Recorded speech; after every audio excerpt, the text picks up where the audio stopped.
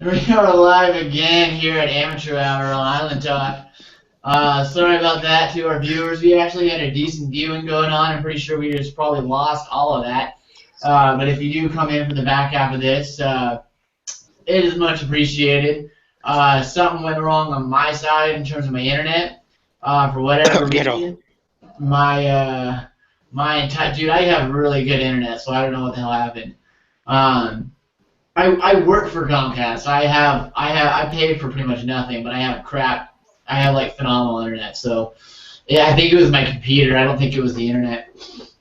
But anyway, we are live again, and hopefully we should not have to deal with that again. Sorry for all the fans that we had watching. So But, we was talking about I have the no iPhone. idea what you guys were talking about. So we was talking about the iPhone. So you Yeah, I said don't you care have about a that. 6S Plus? What was the Survivor conversation we were having? I think we were talking about like Spencer's move and kind of Batasha Fox talking about who deserved being there in the end. The fans wanted Not to see. Tasha. Yeah, don't you remember Tasha was saying it to Spencer and Jeremy? Was like these three need to be in the end, kind of because we're more worthy than the other And three now or I other have to four. go back and watch because I was wondering about. Look, these editors are really slick about how they do this because they spend hours and hours in these editing days. And what I was wondering is, was she trying to say like Keith and Abby weren't deserving, or was she trying to say everybody but her, Jeremy, and Spencer weren't deserving? And that's Okay, kind of like yeah. that's a huge difference right there. But I don't know. I need to go back and watch. I just kind of felt that she meant those three, so that's the way I interpreted it in the first moment, and I haven't rewatched it. I usually rewatch it once before we do this podcast, but I've been slacking lately, so. But I don't know. I just kind of it rubbed me the wrong way because I don't think anyone deserves it until they get there, and then you deserve to be there because you got there. I forgot how Stephen Fishback put it. I was saying something about my friend who's watching, who's a noob, that she's very like, oh, this person doesn't deserve, and I'm like, deserve has no place in Survivor. If Abby gets to the anything, end, Tasha she doesn't deserve to be at the end. Oh, because was that you, Jude, who asked Steven that question on Twitter? Because I actually read that. Possibly, yeah. Or he was Yeah, replying but- to something I had tweeted. Because we Yeah, patched about our your friendship friend. up.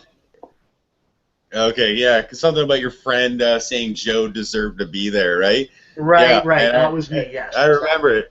And I think he said everyone deserves to be there, and And he's no saying one's that, yeah, more the word deserving. deserve is like kind of a slippery slope in Yeah. Survivor and in real life, yeah. And Stephen, like, it's completely true. It's like when we all started watching Survivor back in the day, at first, like, you wanted that alpha male macho winner, which you didn't really get till season 10 with Tom. But somewhere along the line, you learn to appreciate as a fan that it's about And getting Chris. to the end and getting Chris wasn't an alpha male winner. Yeah. Dude, the dude Fat couldn't Five. cross a balance beam in the first challenge. oh yeah. I Excellent don't watch winner. that season.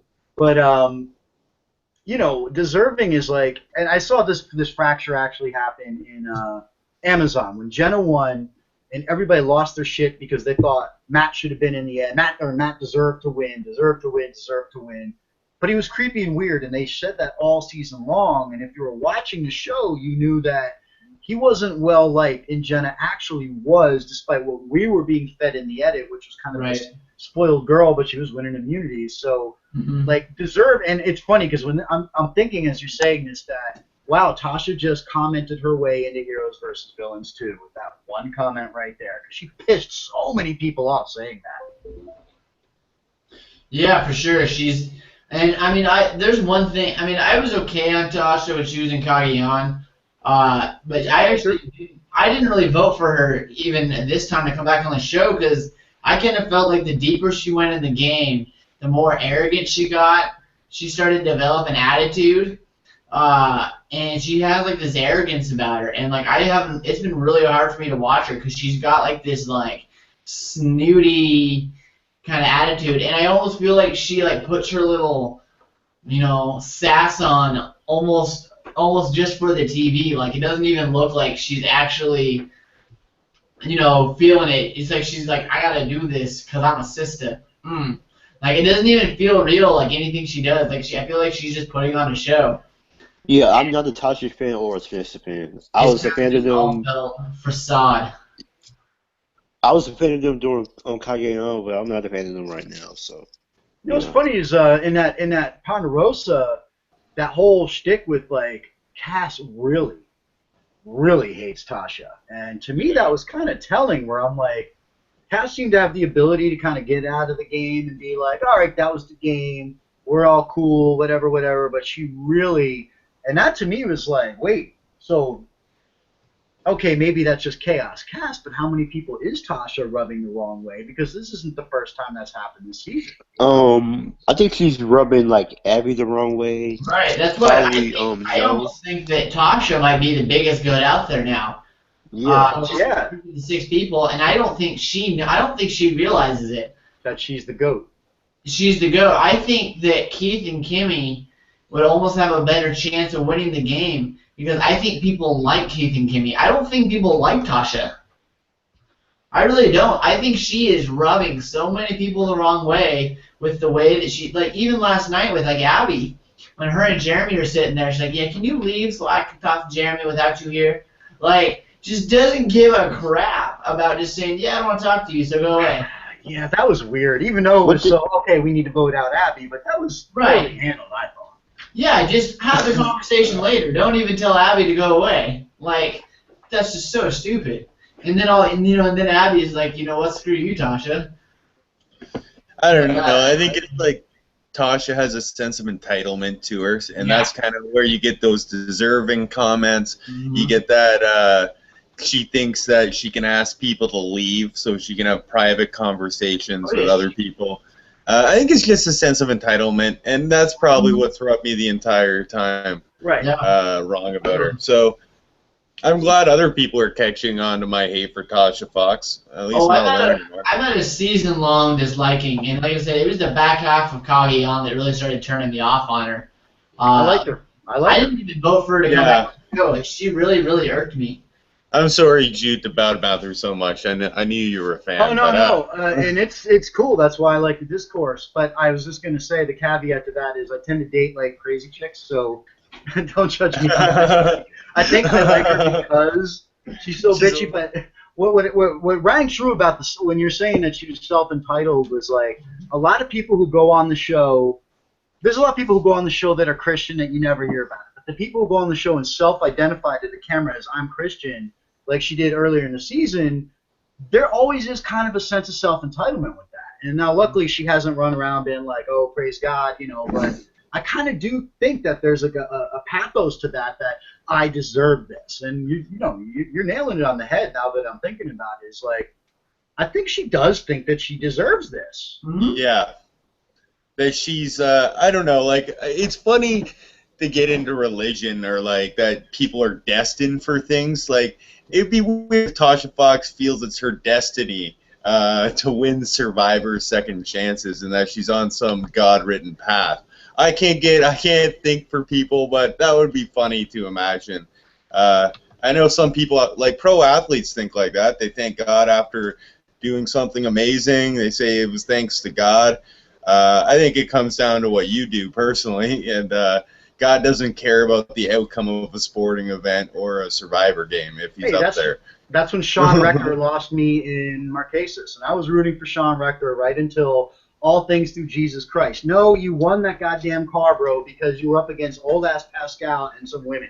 And it was a physical challenge. Even though so all things through being a 20-something alpha male, bro. It's like, come on. Yeah. But that's so ingrained in the culture of sports, though. Like, you understand, I played football in the 80s in high school, and we used to pray before games. Like, that just becomes a part of it.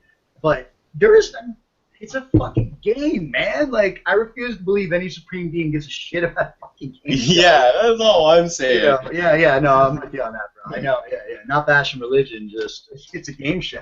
Ultimately, and if you have a destiny, I don't think the winning Survivor is being written into a destiny. Like, people are just they're not writing destinies for the people winning Survivor. Okay, they're not. That's why they're winning Survivor. There's nothing else for them to do, probably. No, I think she's now the least favorite character of the 6 people left. Oh, easily. Yeah. I mean, like, even maybe out there, because, like, I know everybody's constantly being like, oh, Jeremy, Tasha, Tasha, Jeremy, but Jeremy, when he was walking with Spencer, there was that one little sequence where Spencer's like, oh, I'm with Tasha. And Jeremy's like, oh, I'm with Tasha, too. And that was the first time I was like, are Spencer and Jeremy closer than Jeremy and Tasha? I think they are. Yeah. But this whole season's been like, it's hard to nail down who's really with who other than There's Wentworth. been so many swaps and flip-flops, and there's just been so many people mixed together. It's so hard to, pick up on who's sticking with what relationship and who's really going to do this or that. It's been really hard to keep track of people. We did get a question. I think we pretty much addressed it. It came in a couple minutes ago from Hidden Idol Show, just asking if we think Tasha can win. I think we've all pretty much said that. No, negative. Wait, Negative 100%. Who can win? Maybe against Abby, but Abby's gone. So who could she beat in the final 6? Nobody. I think. I mean, I think there'd be a scenario where she could beat Keith and Kimmy, but if they just determined that she played a better strategic game. Because, I mean, really, has Keith and Kimmy played a strategic game? Not really. But I think in the end, if that were the scenario, I still don't think she would win. I just don't think people like her. Can we talk about how she almost drowned yesterday? I'm not even getting into. Nope. They're too much. I saw so many tweets. Who was the tweet that they tweeted to Jeremy this morning? Oh my! Did things get racist on Twitter? Is that what I'm figuring out here? No. Well, they probably. Right. Because that's what I worried. I worried that I didn't even want to check the Tasha Fox tweets because I just worried people were going to be. But really Abby did say that she needs to learn how to swim. So yeah. You guys. The issue wasn't that she can't swim. The issue was she ran out of energy and couldn't get off that buoy. Yeah, I don't think she should have done what swimming Philip had did. Set up the challenge. Because I've been in a similar situation like that. When I was swimming, I started cramping up and I got thrashed into rocks. I was mad. I didn't almost drown. But Tasha, I think, just was exhausted, and you saw someone like kind of reach a breaking point, and that anxiety kicks in. I don't know if anyone's ever been in a situation like that. Yeah, no, I got caught in riptide down in visiting Florida when I was like 10. That was fucking terrifying, man. Like, yeah. And anxiety just doubles it in that situation. Yeah, once the panic sets in, you kind of you just kind of double it. You double time your descent into the water a little bit. So I don't know. I don't really. That didn't make me think less of Tasha Fox almost drowning or anything. I felt kind of bad for her because you don't want to see anyone almost die. Like for me, and this might make me an asshole, but like when she after she got off the beach and she's laying on the ground and covering her. Because I think it's probably because I just dislike her as a human being, and I feel like not as a human being, but as a character on the show, and I felt like she's kind of been fake. I almost felt like she was playing it up, she's like, oh, I almost drowned. I should really, really milk this, so they'll feel bad for voting me out. I'm like. Joe almost died last week. Joe almost died voting him out, so I think that would. Joe died last week. Tasha died this week. I know. Died next week. Okay. So here's the tweet that I was talking about. I found it on Jeremy's page. So this is from at Rob's fact checker. Fact checker, right? Can you post them on your screen or something so we can see? Yeah. No, because every time I've tried to do it, shut me down. Okay. So, we'll get into a 5-minute leg out again. Yeah. So I just favored it, and I'm gonna retweet it on the Island Talk page. But basically, Rob's fact checker at Jeremy said, "Did at Jeremy 2 Collins almost #surround and drowned at Miss Foxy Tasha?" And I was dying. That's the one where he was like, too soon. He hashtagged it. Yeah, and he said #too soon. I was dying this morning when I read that. I thought it was fantastic. But it's very telling, though, that, I don't know if you guys watch Naked and Afraid, or more specifically Naked and Afraid XL, which is basically what we all thought Survivor was going to be before it aired. Mm-hmm. But the second Tasha actually vocalizes an issue, boom, the frogman pops up from the water. Like, they are not letting anybody die on that show. Right. Like, They are like so 5 minutes away from there, like 20 Oh yeah, seconds they got away. people there, for the minute, the second. I mean, especially after Pearl Islands, when Austin's out there drowning, and they had to like send who was it, like Savage and they had to send people out to swim out and drag him in. Right. In the early days, there was a lot they hadn't figured out yet. Still, like when Scoopin falls in the fire and he's in the water. Do you remember how long it took for medical to get there? Yeah. They had to bring a medical helicopter is- in. They Now flew a medical is helicopter there, directly into camp. Yeah. Right. I mean, so they're taking care of them, and just going back, I feel the need to make this point again that having seen 2 seasons of Tasha, she can swim. It wasn't lack of swimming that led to that. It was definitely the same thing. Just as pure Joe. exhaustion. Yeah, exhaustion. Right, because they are. I mean, look at Spencer. He is so skinny. Oh my Even god. Jeremy looks skinny. Like Jeremy still cut, but I know he's like. Jeremy got the beard and everything. it looks like his waist is just tiny. Wentworth is like, and she's a muscular girl too. She is so skinny now too. Like they're all at this point of like. I mean, want a damn hot dog. I'm a scrawny dude, and I feel like if I walk out there, I'm the buffest dude out there. Yeah, exactly. And that's No, you're definitely seeing the whole game take its toll. I don't remember seeing the final 7 people that beaten down before. You had Joe Claps, you had Tasha almost drowned. They seem kind of weathered. It could be all these the storms in the early merge.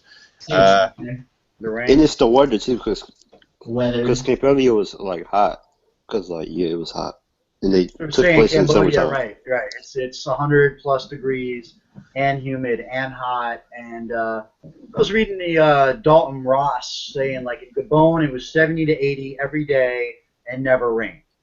Really? So you have those seasons, right. And then you have a season like this where it gets raining so hard that they couldn't start a fire. Where they actually were like, we're going to rebuild your shelter and start a fire because we still have to have an actual TV show, and not all these people sitting there shivering. Like, it's like 4 episodes of people huddled in a shelter, and trying not to get pneumonia. Yeah. Did anyone read Abby Maria's comments about Steven's shitty pants today?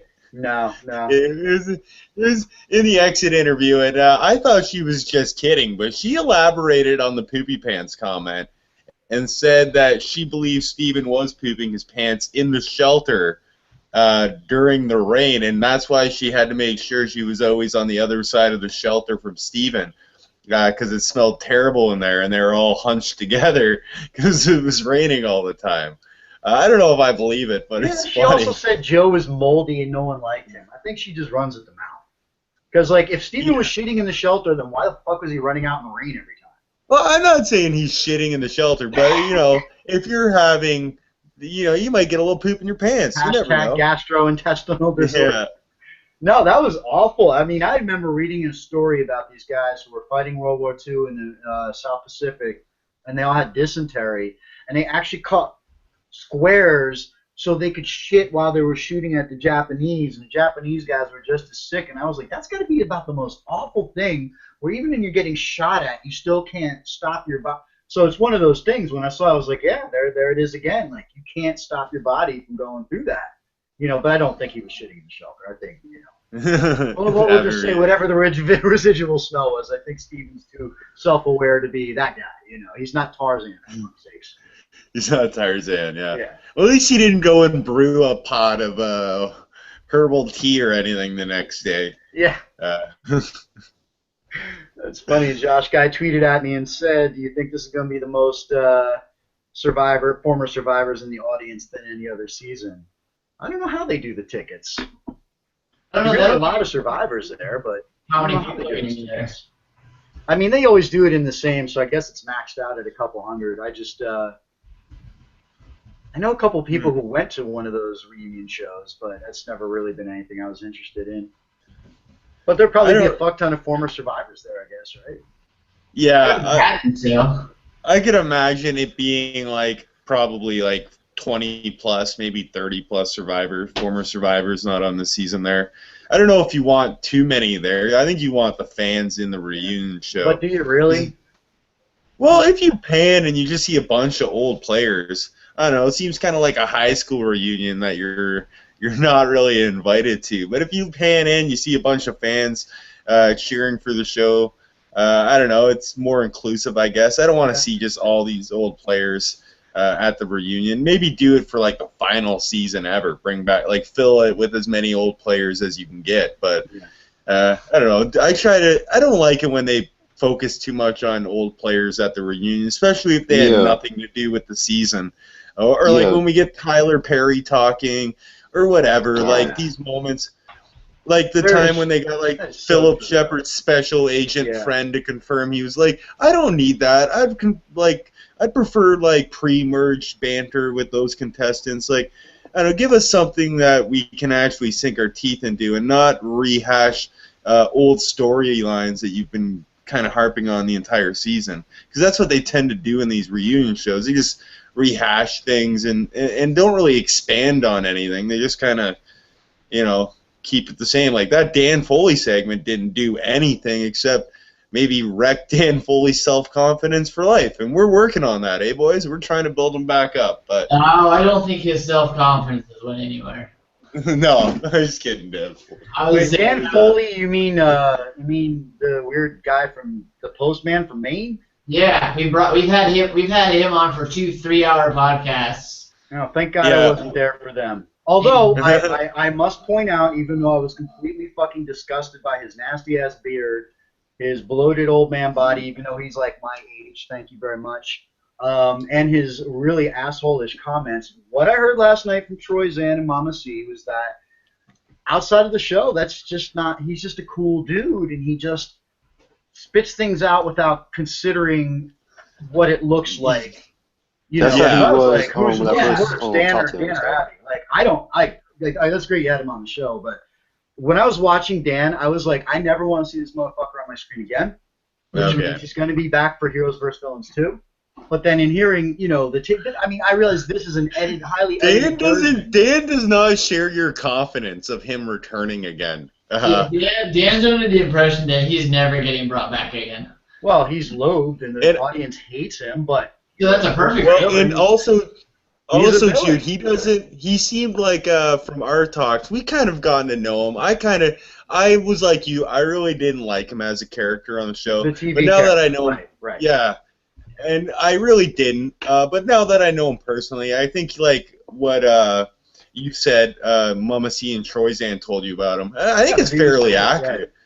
Yeah, he's a cool guy. Yeah, he says some things, like he says some things to us where he just kind of calls us out all of a sudden. You're like, oh man, he's being a little abrasive. Well, but he seems like he's just usually kidding most of the time. And I can see like they're very raw kind of people up in there. Yeah, and like I kind of enjoy him. But yeah, from our talks with him, it seemed like he kind of felt hard done by the show he loved a lot.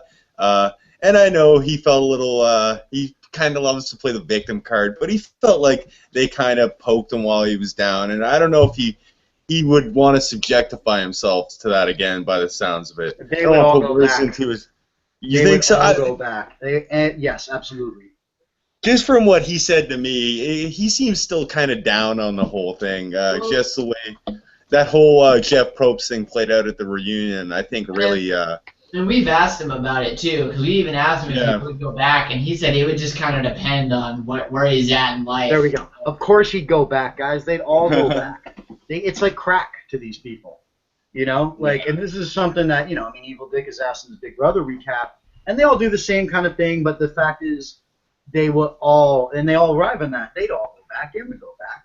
Of fucking course he would, because part of it is they do get these people on the show because they're so competitive. They would love to go back and show everybody, like, look, fuck you. This is what I am. I'm going to win this game. And it's funny because you talk about real life. The rumor about Abby I'd heard, down in L.A. was real life Abby is kind of this cool party chick, and she's dating, like, Pete Yurkowski from season. And, he was like kind of a mellow, cool dude. And it's so incongruous with this picture of Abby that we have now where it's like, oh my God, she's in.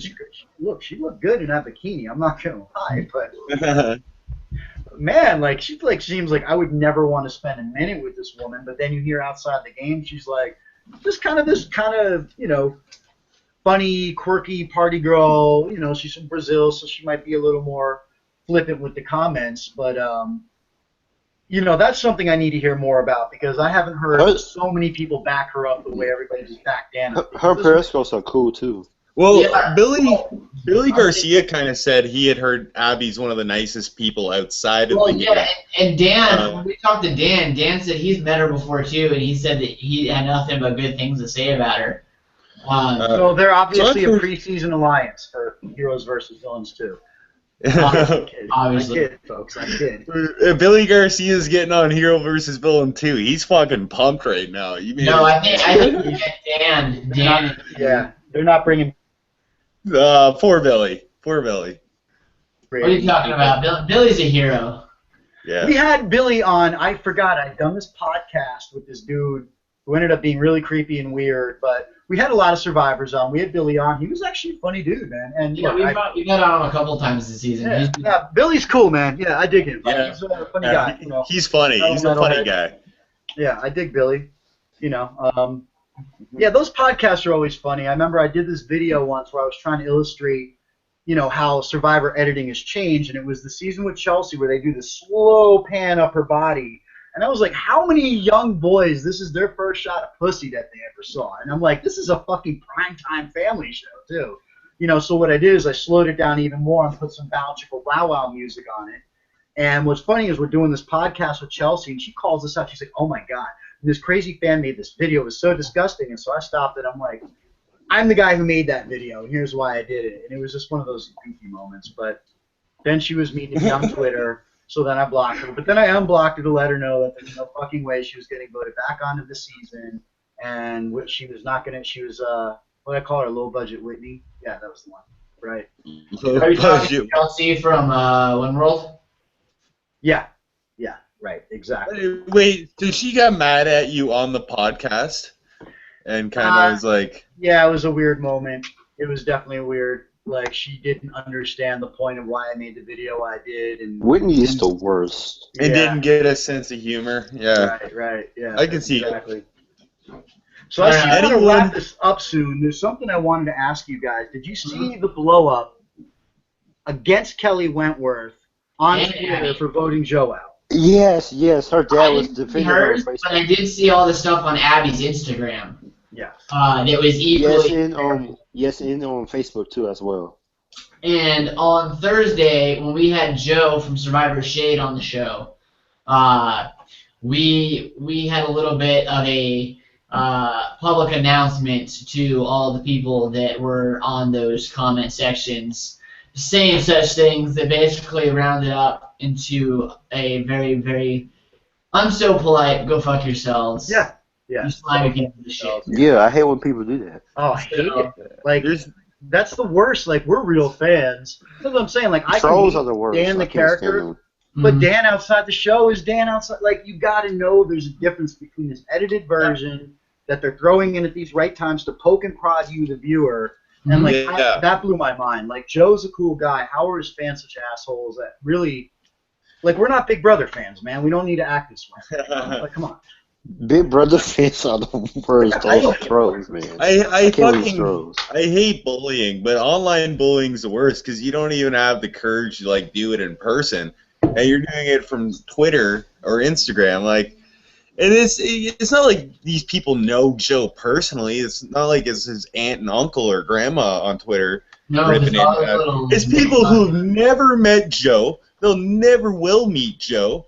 All they can do is fantasize about Joe like the rest of Joe's fans.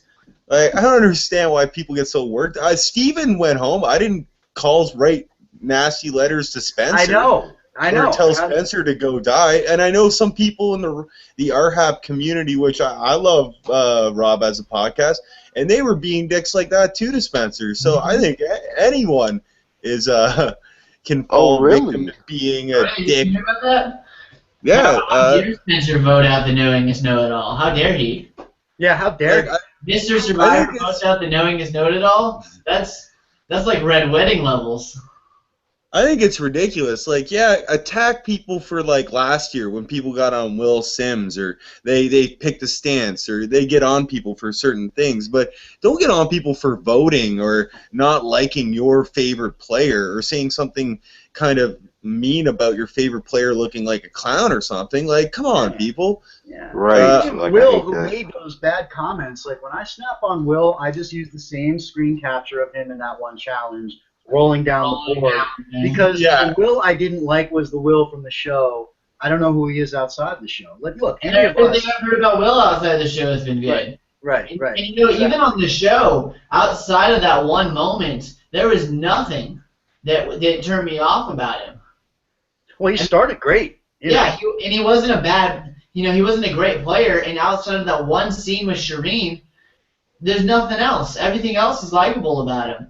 I mean, Yeah. he's not a great Survivor player. He's a big floater, but I mean, and I don't want to judge him off of that because we don't know how much we're not seeing. And I've heard a lot of stuff about Shireen was calling him a big fat piece of shit, and making racist comments to him. And you can shake your head all you want, Ben. I've heard this from multiple people that were there. I hate Shireen. I would never be a fan of her. So. But so I mean, we only see what we see, and I think and this is speculation, that I think we see Shireen looking good out of that and not Will, because they wanted to bring Shireen back. Well, and it helped the narrative of Mike's win. Yeah. And she flops, so yeah. Exactly, because you get the Mike's win where Mike's the hero and he swings in and saves her, and it makes him look even better. And at the same time, it's also hard for Survivor to find really good female characters that they can Great bring this back. season, though. I mean, like her, like the thing with Tasha, she it was a visceral response. Like people hated her. They embracing Wentworth, or they hated her they hated Abby, and like it's actually I think they had a great cast this season. We got lucky between the fan vote and the production choices that they claim were part of the fan vote. Mm-hmm. So you're thinking we didn't get 10 people on each side voted in from the fans? I know how these things work. I really think that they did. I mean, I think they took the 20 people or the 36. Wait. So you really think they just happened to have one male Asian, one female Asian, perfect split of male, female? No. Like, people we forgot about, like Monica? Really? Yeah. Seriously? I voted for Monica. I was voting for honest, Monica every day. I voted for Shane Powers. Okay. Yeah, to I be voted honest, for too. I didn't vote for any. but I'm not if gonna production picked the cast, wouldn't Shane gotten on? I think they reserved. Yes, Shane would have gotten amount. on if production would have picked the cast. Yes. Would you rather Shane or Varner? Would you rather Shane or Jeff Varner? Oh, I would rather both. I think that's some of the issue, and also If I had to pick, like going before the game, I'd have taken Shane because I think he was more of a impressionable character. Than Jeff Varner. But if you're asking me, I loved Jeff Varner this season, so it's hard. But going in before the game, I would have said Shane Powers hands down. Okay, so sorry to interrupt, but during like Big Brother All Stars, like they said that production was picking 6 people, and then America was voting for the other 8 people. So they should have said that. They should have said that. And the only reason that I don't think that that's how it happened is because there's got to be some kind of contractual obligation with going into all this where they're giving the fans the votes. Because if they're claiming, there could be. I mean, I don't know. All I'm saying is I think they picked the 6 or the 15 guys and the 15 girls or however many it was that they would be okay with any cast that came out of that. But it was over 100 people on the ballot, but like they did it. No, I'm talking about just the ones that they gave us, the 30 people that they put out there. I think if any of the 10 guys and girls that came out of the group, they would have been okay with them out here. Yeah, but I mean, again, I'm jaded because I spent so many years in TV that I know the industry looks out for itself. Like, your fans, we're fans. They don't really care about us. No, they don't. It doesn't really matter. And they can rig this however they want because it's not the show. I mean, Big Brother and Survivor are different because Big Brother is entertainment television, but Survivor is game show, so it's beholden to a certain amount of game show standards. So that's why they can't fix Survivor for a winner. But they can have whoever the fuck they want do whatever they want in Big Brother. So, but I think in the cast, I'm not saying they picked the whole cast, but I feel like they reserve a couple slots that they could put people in there for. No. I agree with you guys though that that the fans love Shane Powers. What I heard is that he was a real pain in the ass to production, and that's why he got switched out for Randy in Heroes versus Villains. And I wonder if that came into play again. No. Didn't Shane get cut because of Russell? That's what I heard. No, Heroes versus Villains was Randy. Russell was Okay. coming back. Yeah.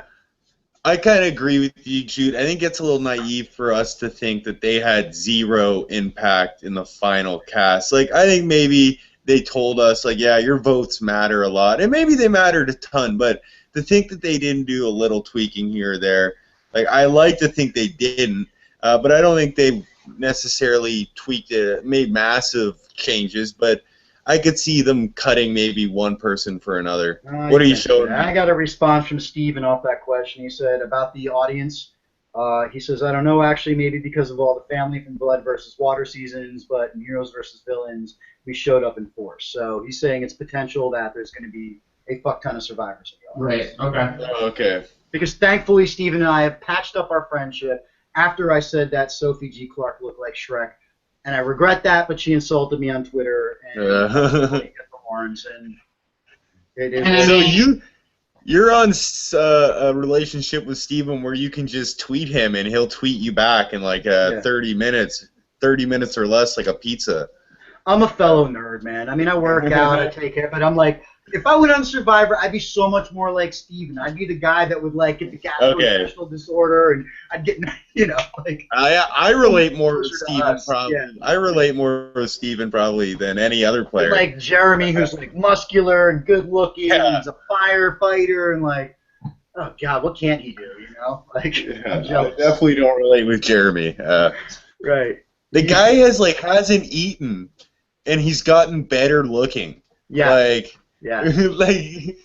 starving him has only made his muscles more defined. Right, because he was puffed up, and now he's just like James. It's just gotten rid of all. Yeah, it's just gotten rid of all the water weight, and his muscles are just same like with Abby. Where all of a sudden Abby looked like, damn girl, you look good. Oh shit. Well, yeah, some people they lose the Survivor weight well. They take it on well, and then other people look like they're dying. Full, like their body's eating themselves Spencer's slowly. Like, his cheeks have totally caved in. Spencer looks like an anorexic guy. So. All right, guys, I'm gonna start leading this towards a wrap up. Just because I gotta get going pretty soon. All right, let's wrap it up. So, to all the fans that did stick through it, appreciate it. I know we had some issues technically about halfway through. So for those of you that jumped into the second half of the show, we appreciate it for sure. And we apologize. Hopefully that won't be happening again next week when we're doing some finale shows. Like I said, I've talked to Dan Foley. And he said he's good to come on. We're trying to figure out a date. Just because the show's on Wednesday night, I will be at the Star Wars premiere on Thursday night at 7 o'clock my time. So I won't be here on Thursday night to do the actual show. So we might try to do a Friday night show. And then I might be out of town Saturday, Sunday, because I will be going to the Seahawks game next Sunday against the Browns. If you have a Snapchat, please post because I want to see you. I want to see you live at the game on your Snapchat. So I do have Snapchat. I hardly ever use it, but I might Periscope from the game. Yes, do that as well. So I can't promise Snapchats, but I will Periscope from the game if I remember on the Island Top Periscope. And you might see Kelly Wentworth there. So yeah. I'll pretend like I wasn't paying attention to any of that. Okay. And so next Thursday we don't have a show. Correct. Just because, yes, I will be at Star Wars. And are we doing power rankings? I haven't talked to Dylan. That's totally up to you guys. All right. We'll aim for Tuesday at 9 again and let everyone know if it changes. One last question, guys. Yeah, for sure. Yeah. Where do you rank this season? Top 5? Top 10? I got it in top 10 easily. I want to wait and see how it ends. Right. I think if you get a Jeremy win, a Spencer win, even a Kelly win, I think it's easily top 5.